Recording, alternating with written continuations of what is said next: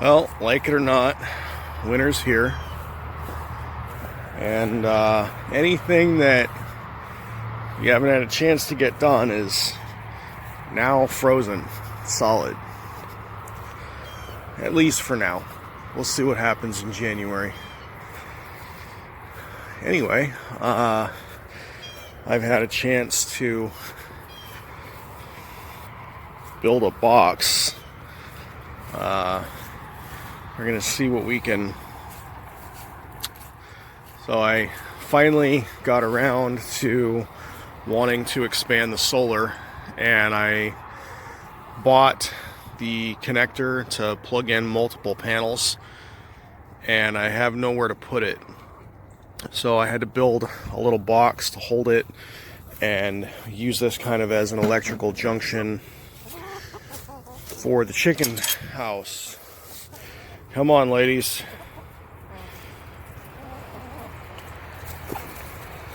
Oh, yeah? All right. So, anyway, I'm thinking we're going to do is go ahead and get that guy up there, something like that.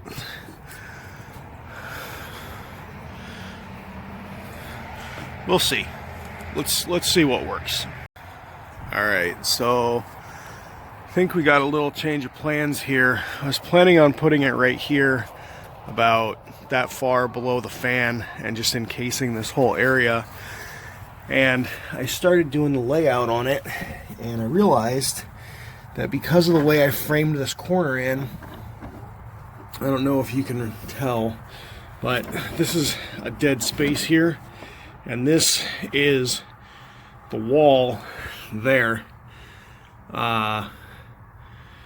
So it's going to make it really, really hard to get back in here and get those screws in the way that I plan to. So I think we're going to go for this open spot on the wall right here. I got plenty of room in between the studs because this was framed on 16-inch centers. So I got room like that. We'll butt that up against the stud on that side, and I think we'll have some room there. That'll be not exactly what I planned for, but it'll work out. Yeah, well, if you ever have to work by yourself, she's a little dicey, but we'll see if she'll hold. Well, it's up there. I don't think a single screw went through straight. Or maybe I should have pilot drilled those as well, because they split. But it's up there, and it's hanging, and it'll do what I need it to do. Cool. So it's finally starting to warm up now that I'm done.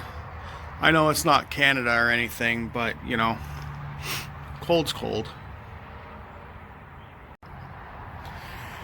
Alright, so the whole point behind putting the box up was so that I can hook up additional solar panels into the same system, basically. I'd gone out and I bought this guy, which is, I probably could have just wired something together, but I'm assuming that there's at least some diode protection in here to keep electricity from backfeeding all the inputs.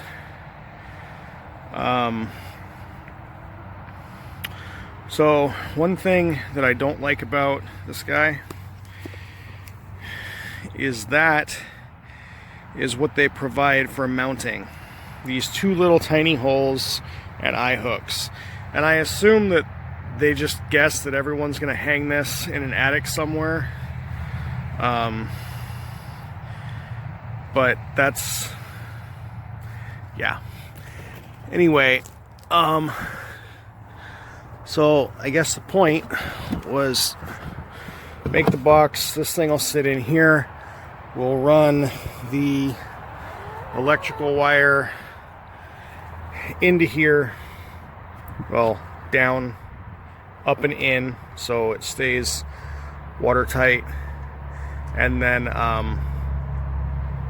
we're gonna hook up 2 of those so that we can run the output out to the fans. And the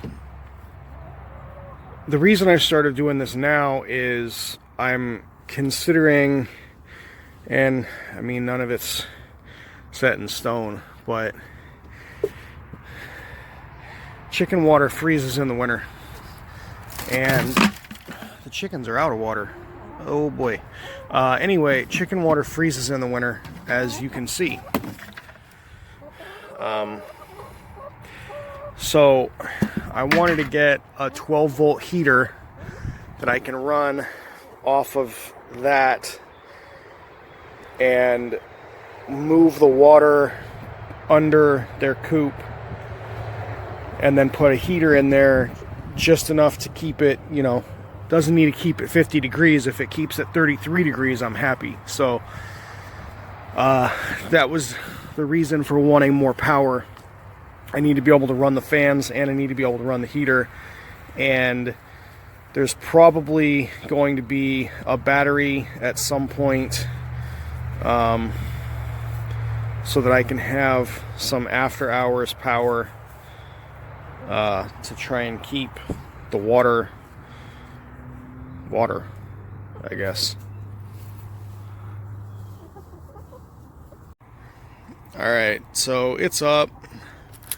I have the second panel that I have hooked in just temporarily.